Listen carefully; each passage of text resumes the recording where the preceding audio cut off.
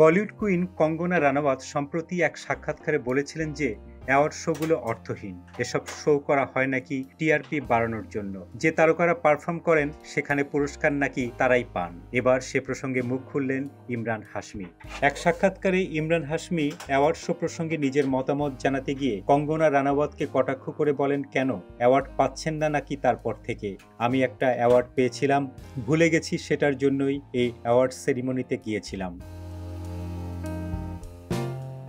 তিনি আরো বলেন, সেখানে গিয়ে এই বিষয়ে একটা জিনিস জানতে পেরেছিলাম, পুরস্কার পেতে হলে ওখানে পারফর্ম করতে হবে। এটা এক প্রকার লেনদেন। সে পুরস্কারের অর্থ কি যেটা লেনদেনের মারফত পাওয়া যায়? আমার ড্রয়িং রুম আমি সাজাতে চাই না। যারা তাদের ড্রয়িং রুম সাজাতে চান তারা তা করুন। আমি এরকম কোনো পারফর্ম করব না।